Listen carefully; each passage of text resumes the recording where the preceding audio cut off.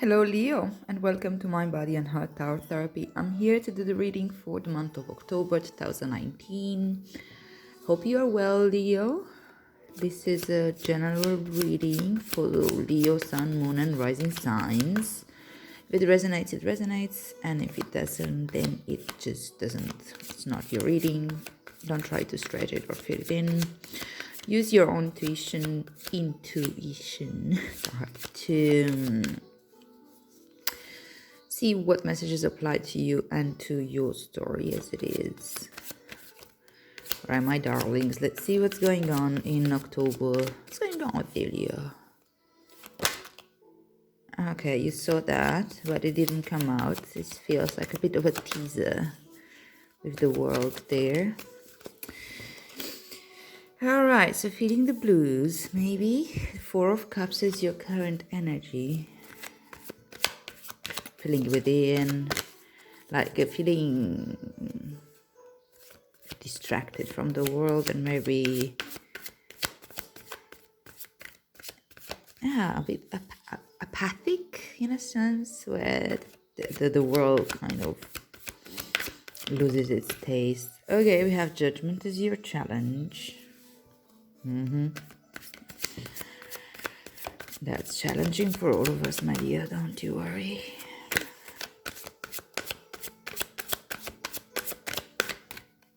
What else do we have? What's the focus for Leo October 2019? 10 of Wands is your focus. Better drop that load before you're become crooked in the back. Wheel of Fortune as your advice. Change is on the horizon. And where is this taking you? The Hanged Man. Pause. And the Chariot as your underlying energy. As you all know, like the underlying energy is the theme of your reading, really. It's kind of why you're having this reading.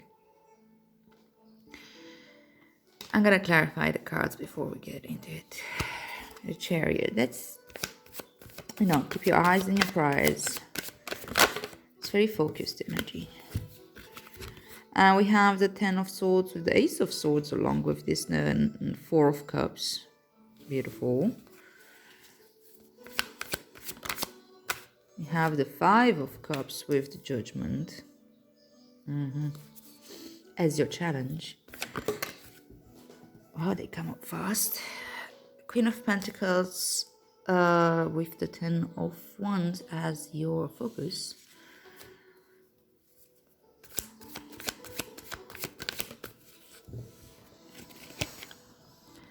The High Priestess with the Wheel of Fortune as your advice. I keep seeing the High Priestess lately. I think we are kind of advised as a collective to go deeper within ourselves and maybe spend some time in meditation, really.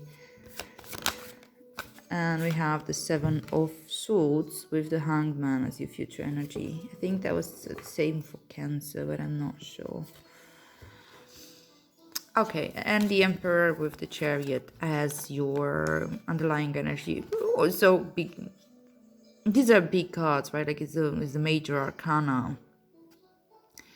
So I feel that you're kind of going through something here, Leo. Quite big. The Chariot and the Emperor, yeah. The Chariot talks about really moving forward, moving in a direction. After you've learned your lesson, isn't that was nice? But it's like you're the hero of your own journey, and you, as the hero of your journey, you've learned everything that you had to learn during the castle, during your time in the castle, in the safety of your home, where you're protected and safe. With that knowledge and with that understanding, even with a pure heart, you go out there into the world to, seek out the challenges that will make you grow. The sevens talk about spiritual challenges, really. And yeah, the Sphinx is the black and the white. So this hero of the journey, which is you, my dear, had supposedly understood both the dark and the light, and uses them both as guides. They're carrying this. Yes, he's driving this chariot, but they are the ones that are pulling the weight, really.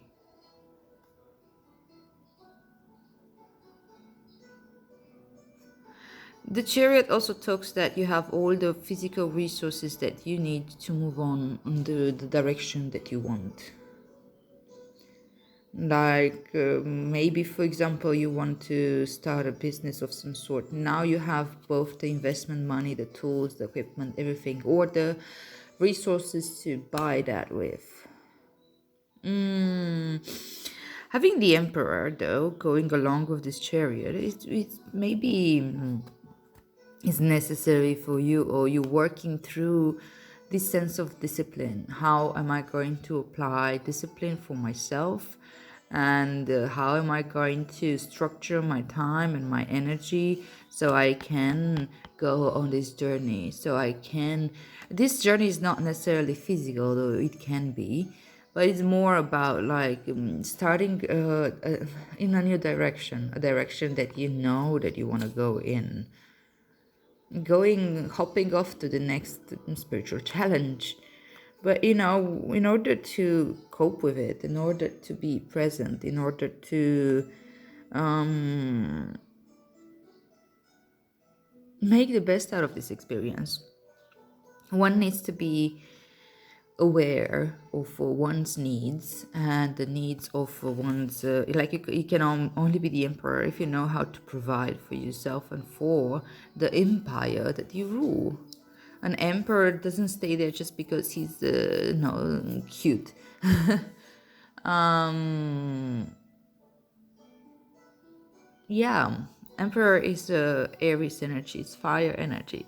It's very, he speaks of authority and rules. And maybe it's time for you to look a little bit at the way you've been like what's the figure within yourself or in your life that symbolizes discipline and symbolizes authority. Who are the figures of authority in your life, Leo? Chariot and the Emperor.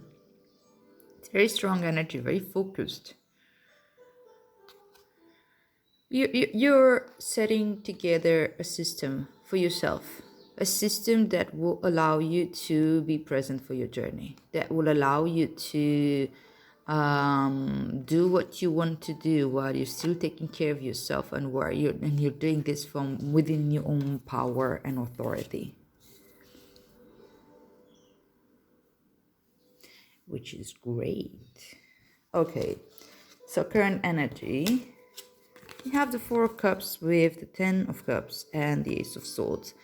So maybe feeling the blues a little bit. Seriously, you may be feeling like not really putting yourself out there, and you're feeling like withdrawn within, and maybe a little bit depressed in a sense.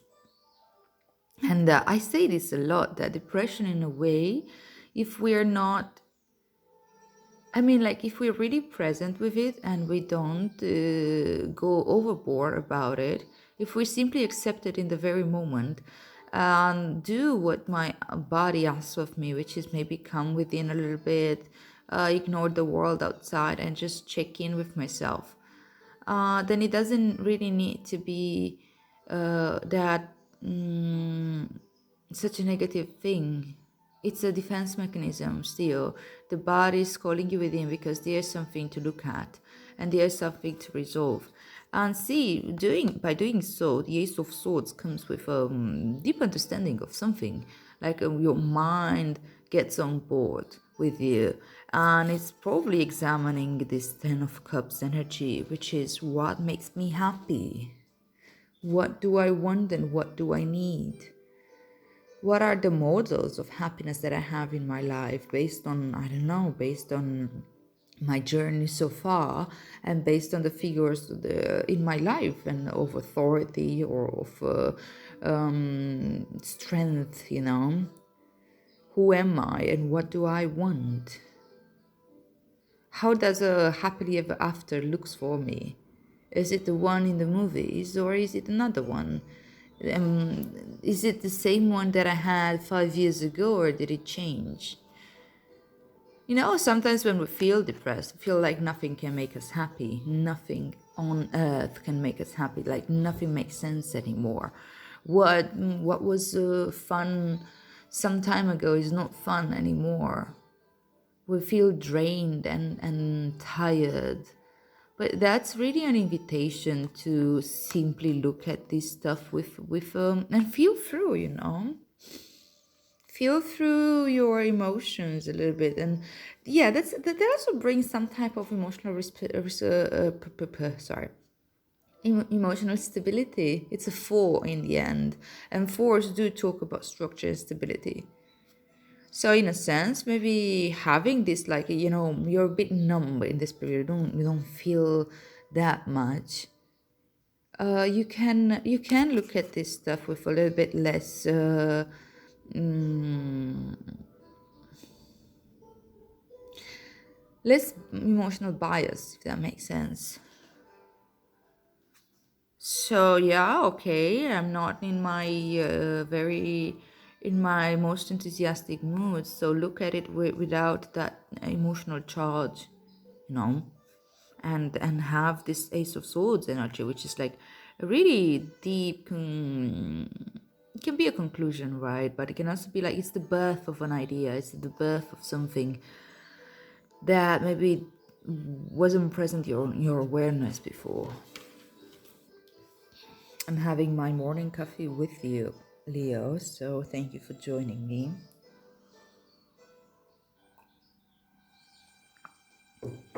All right, so we have the Judgment and the Five of Cups as your challenge. And yeah, maybe going within with this Four of Cups, we're looking at the relationships, looking at your happily ever after, having that moment of awareness, and when you start connecting the dots and understand, would also bring you in this place of having to let go of certain ideas, models, and people in your life that were from the past and maybe you didn't really make your peace with. Maybe somebody who you were together with for a long time, and that could be also for a long time ago. It doesn't need to be a current relationship or a current breakup, though it might be the case. But it's important to really take your time to let go now. Take your time to really mourn a little bit what was in these cups and what isn't there anymore. To create a space, to feel like, okay, now I can reuse this cup and put something new in them. You still have something from the old, you still have something from that. We can have those moments of melancholy. Actually, that's next. That's the Six of Cups, when you make your peace with your past. The Five of Cups is urging you now to really let go of what was here. Make your peace with the fact that that's not there anymore and it's never gonna be, and it's okay. It's never gonna be, and to have had the experience. When you are really like with the Judgment here, there's Judgment talks a lot about forgiveness. Judgment talks about, like, these people arising for them from their graves, and there's this angel coming here and is waking them up. They wake up from this long dream that life had meant, and the same way that you wake up from the dream of what this was. Yes, there were times where you were happy. I don't know. Also, I bumped recently into some videos of I know, a past relationship from a long time ago, and it was so beautiful. And I had that moment of deep pain in my heart, or like, oh my god, in that period of my life I was so happy, and these people that I was with, or the person that I was with, we were both so happy, or it looked so good, or whatever, and sometimes we can get stuck in that moment of loss and feel like, yeah, that will never gonna happen again, that's forever gone, and so on, and start creating these stories of how everything is a failure, and how I'm losing everything that I have, or whatever, like it's not necessarily what happened with me now, but I'm saying like what can show up through this Five of Cups energy. And we can also hold on to resentment, or to betrayal, or to whatever hurt us the most. Hold on to those wounds as if that's what define us. With the forgiveness, with the judgment card here, it's like looking back without the judgment of this. Well, this was good, this was bad, like really learning from that experience, really waking up from that dream which isn't there anymore, but there's like another one will come. Whatever, you are in the present moment right now, and you have this moment of awakening, but it's challenging for you, right? This is what you need this, but you don't want to go there because it is painful, to really really feel through that loss, to really say your goodbyes. If you're mourning the passing of a loved one, for example, sometimes we just don't want to let them go because we feel like we don't honor them if we continue moving on with our lives. Mourning has its period, though. That's why religions, for example, have such a clear schedule in a sense about mourning and how to go about it. You have, I don't know, those 40 days after somebody's passing. Well, I think that's in Christianity, where you're supposed to wear black or something, and then you're supposed to act in a certain way and not party, and so on and so on and so on. That's because mourning needs its own time and its own pace, but it has a beginning and it has an end. You can't mourn forever. If the judgment here says that whatever you lost here, it's okay. They're going through their own new journey and awakening, and so are you. It is okay to let go. It is okay to say your goodbyes. It is okay to stop mourning when the time is necessary. It's fine. It's fine to feel. It's fine to feel the sadness. It's fine to cry it off. It's fine to, as long as you're present with it. And when you're present with it, at some point you will have this realization where you are literally grateful for the experience, forgiving yourself and the others involved in this situation for being or not being anymore, and moving on. And you have your focus. The Ten of Wands with the Queen of Pentacles. And the Ten of Wands and the Queen of Pentacles together talk about how much are you really taking upon yourself to do. Are you acting from other people's expectations? Are you taking other people's burdens upon yourself? Are you taking too many burdens for yourself because, you want to just get it all done with and move on to the next cycle? It is a tender, so that cycle is coming in, but it is also that moment where you need to unburden yourself. That's what's going to bring in the new cycle. This is what makes this 10 complete. Now, yes, there's been a long journey. You've grown so much from this particular cycle. You've made your peace, or you're making your peace with certain ghosts from your past, and you are that brings in a lot of growth, but it also brings in that feeling of, holy shit, there's so much more to do, there's so much more to go for, and because we feel like when we are closing a spiritual cycle, especially, and when we realize how far we've gone and how much work we've done, we're also realizing that we're only scratching the surface here, and there's so much more there to be healed, to be worked with, to be consumed in a sense, and to be let go of. And that can feel intimidating, and that can feel like I said, like a deep burden that we're carrying. So what we need to understand with the Queen of Pentacles is that we, the Queen of Pentacles reminds me of she's deeply connected with the earth. There are cycles to the earth. There are cycles to mourning. There are cycles of depression. There are cycles of excitement that we go out there and we go on with our journey. There are cycles where we plant our crops, and there are cycles when we reap off the fruits of our labors. And the Queen of Pentacles is a reminder of this. You can't take it all right now upon yourself, but she's telling you, take your time with it. Take one at a time. She holds this pentacle here, and she really cares for it and looks at it, and she takes her time with it. Whatever that is. It can be a way of spending time with one person at a time. Savor your experiences one by one, not taking them all on your back and saying, okay, I'm gonna bring in the end of all these troubles at once.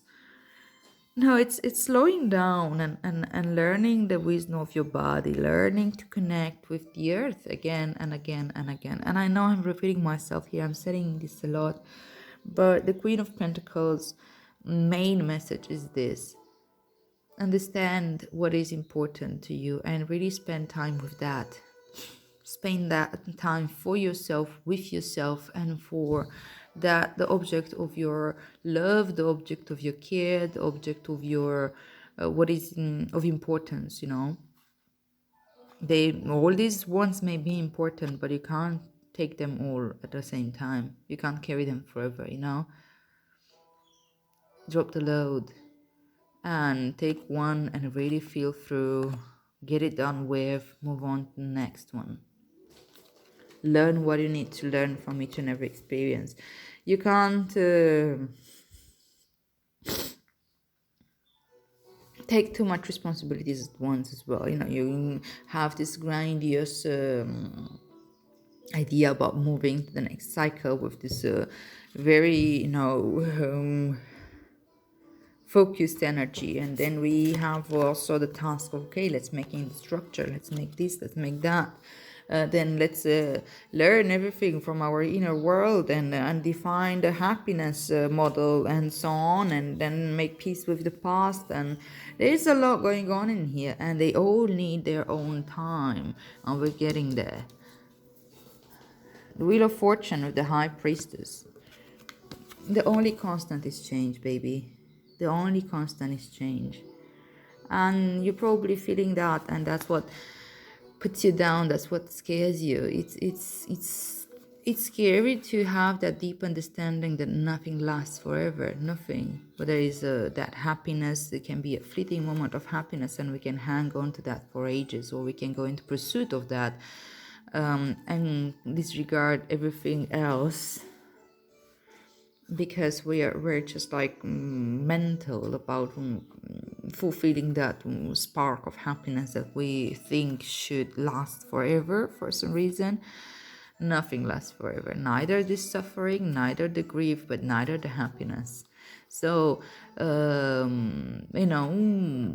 Buddhists say to not get attached and to accept reality for what it is. They use the word surrender.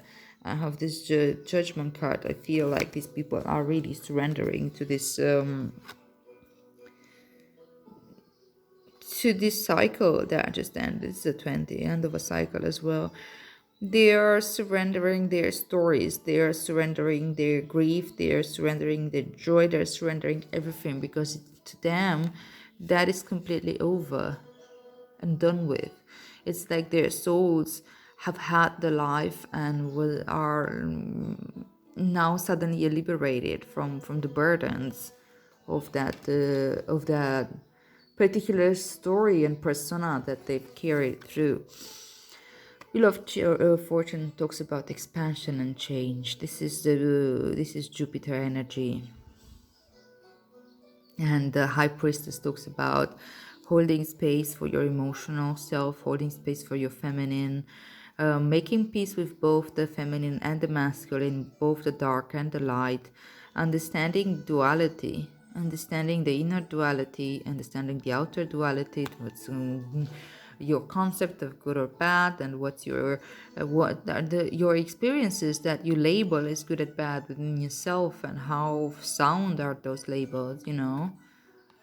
Look at this Wheel of Fortune. Look at these people holding all these, like, people. There's an angel. There's I think that's an eagle or a griffin. I don't really know what that is. The lion and the cow, they all hold these books here. There's a lot of knowledge and understanding here. And the Sphinx again, holding this sort of yeah, it's knowledge. The whole new idea and insight that you got here, it's taking you within, and within you will see this constant change as well. You will see that who you think you are is not as solid and is not as fixed as we think it is. Nothing lasts forever, and that's okay as well. We wouldn't want to be stuck for ages here or here or here. If that lasted forever, then we will all be fucked. Sorry. But the same way, like, the wheel goes up and the wheel goes down. There are the fortunes and misfortunes of life, and that's what life is. Acceptance is the key. It is not the pain itself that is that creates suffering. Pain is just pain. It comes and it goes. It is our resistance to pain. It's our, like, I like and dislike. I want this over that. I prefer this over that. Good, bad. This is where, this is how we are literally fabricating our suffering by creating resistance and preference to everything. And you know, when I first started studying a little bit about Buddhism and understanding these concepts, I never never quite landed well with me, you know, having this whole, what do you mean surrender? What are you talking about? Are you crazy? That was like my first reaction. What do you mean not attaching? There's no passion anymore. If you don't have wishes, and if you don't have the cravings, which, you know, in Buddhism is supposed to be the origin of all suffering.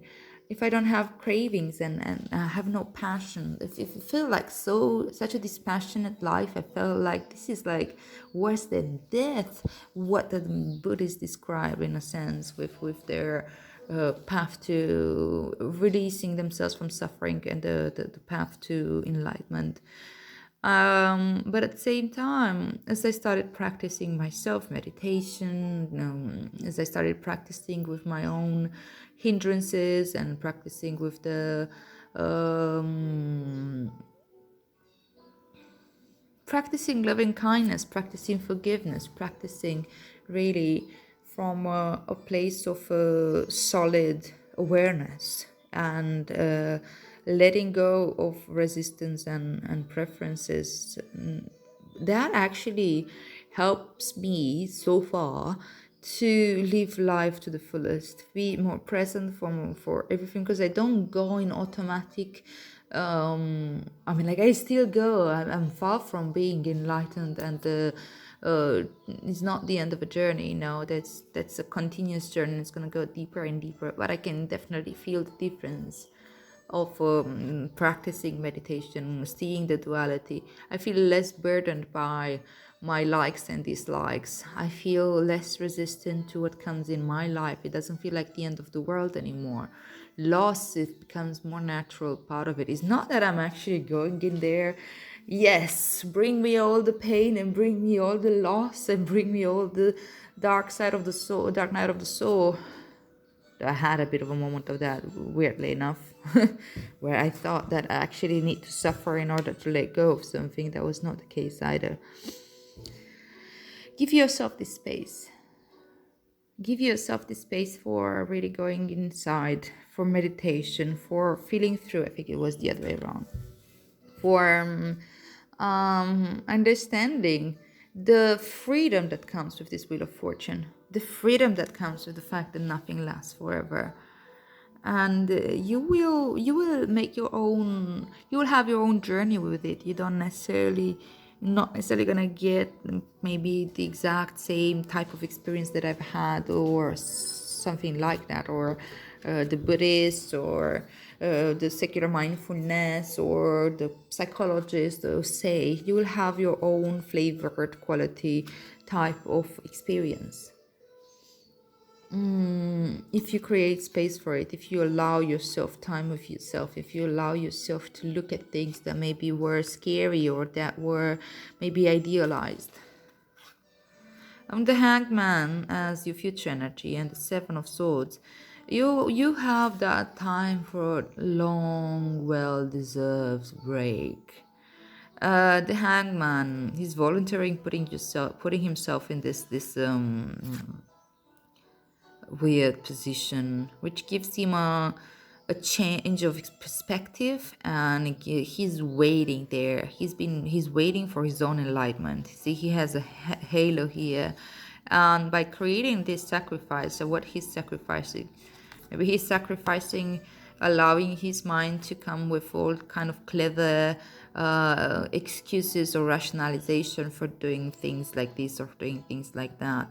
It's so easy to justify our own props and to justify the actions that we know aren't particularly healthy, and they're just repeating patterns, but at the same time they feel like familiar, and they alleviate that fear of really looking at things for what they are, and maybe having our ideals being a little bit debunked, and having our fears a little bit ridiculed. And it's scary, it really is. And at the same time, with the Hangman here, I feel like, here I am. There's nowhere to go, nothing to do. I'm staying with this. And I'm looking at it upside down from a completely different perspective. And there's so much to learn. That's why he gets enlightened, because we look at ourselves of the way we're deceiving ourselves constantly. Even like, after I've gone from a deep period of meditation, and you get all these like deep insights, and you see how we're actually fabricating our suffering by doing this and by doing that, back to routine, coming back to the, I don't know, cities where people act in a certain way and do certain things in order to take them through the day. I feel like I'm coming back into doing and repeating the same patterns. The sevens, again, it's a challenge, and this is the swords energy. There's the mind. It's starting like really taking stock of what are the thoughts and the way we are self-sabotaging and defeating, like not defeating but deceiving ourselves. This is somebody who's trying to get away with taking what's not his, doing something like behind in the darkness, behind the curtains, to manipulate your situation. Sometimes some of that is a little bit needed, in order to survive or in order to move through. But it's really important to look at the way we rationalize our actions and our fears, even. How we give in to fear again and again and again, because we are terrified of the truth that we're really going to learn. That we actually are powerful, that we actually have the control. But it is difficult to take upon that responsibility. If there's something that we fear more than death, and if there's something that we fear more than um, change, is responsibility. Fear responsibility is can be paralyzing. Fear of actually seeing our power and our how much we can shine, that can be scarier than feeling depressed or feeling like I'm not good enough. What if I am so good and I all this time I've punished myself for nothing? These are things to think about and to look at, and they're going to be presented to you, don't you worry. But it's a necessary part of the journey. And the hangman, for some people, especially for you, for Leo, which you have, fire energy, you want to put all this action into the world and all that. May feel a little bit challenging to wait a little bit and to change your the way you look at stuff, especially at your own thoughts, and not take them for granted or for the absolute truth any longer. Maybe stop giving so much time to your thoughts and give more time to really being in your body and being within yourself, being in your feminine, being in your intuition, not in your thoughts, your mind, and your putting a lot of action out there.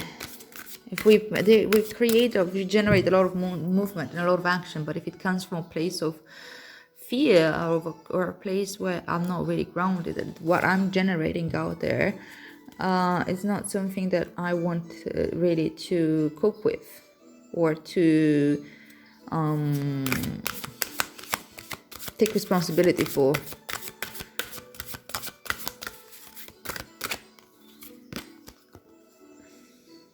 The lover and the beloved. Ooh la la. And this is a 35, which is number 8. Let's see what this says.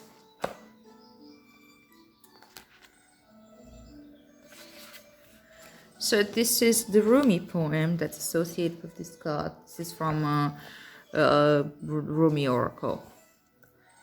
The lover and the beloved. When you move beyond consciousness, you caress the beloved. When you move into the unknown, beyond everything, the beloved caresses you. Move into the unknown. The judgment is really the unknown. The judgment is really like what we fear the most.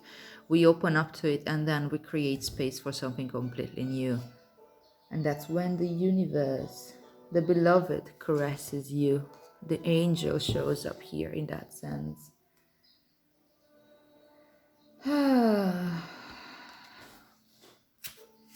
Let's see, what's the guidance with this? Okay, now I'm gonna read this. So, it seems that the divine, the great beloved, has a passionate desire for you, to love you, to touch you, to make the divine presence known to you, so that you will cease to fear the darkness, take delight in all of life, and become mesmerized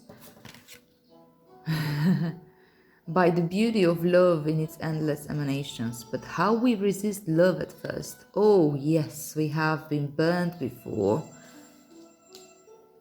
Sorry, like whenever I read this, I always see the connections in the reading, and they're deep connections.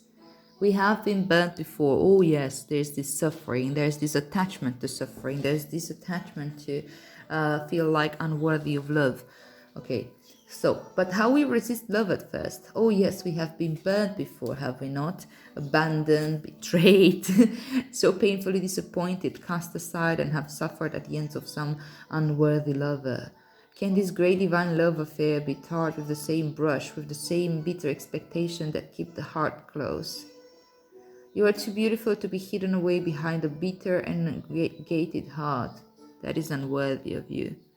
Exactly, my love. You can't be here forever.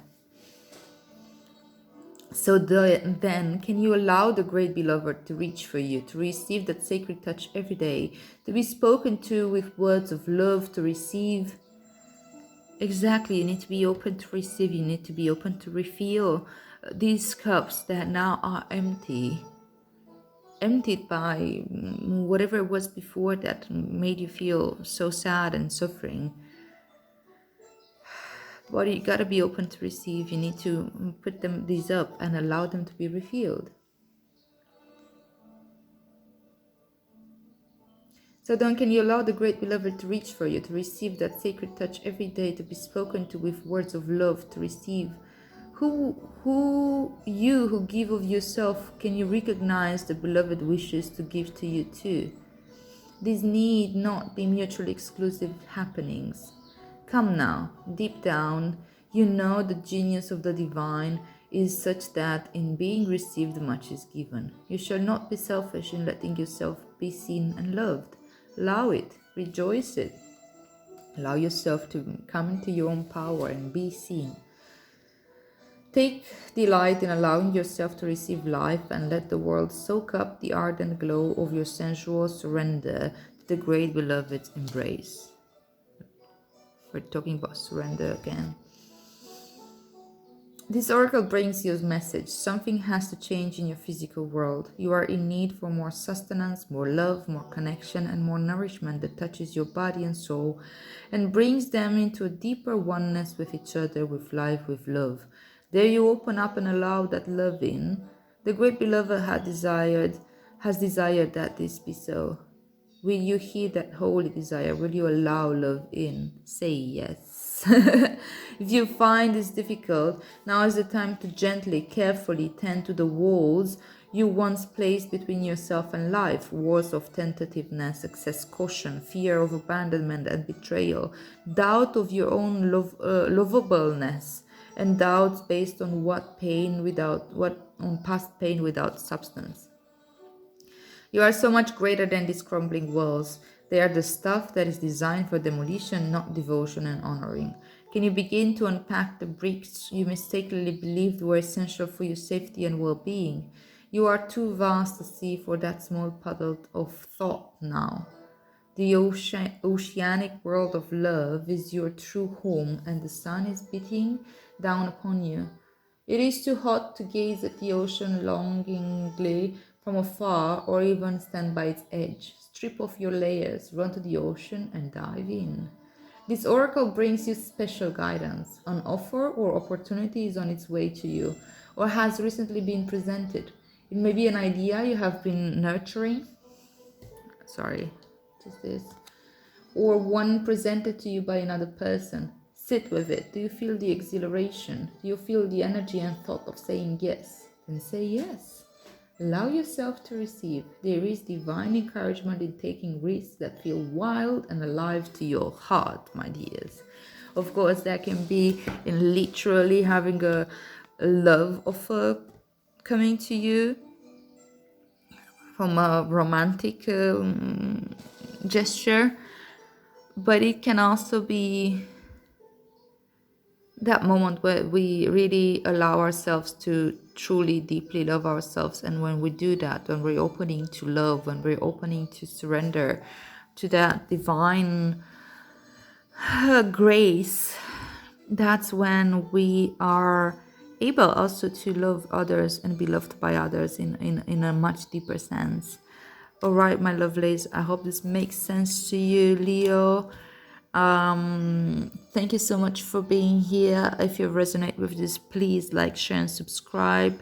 And I'll see you here soon. Have a wonderful October.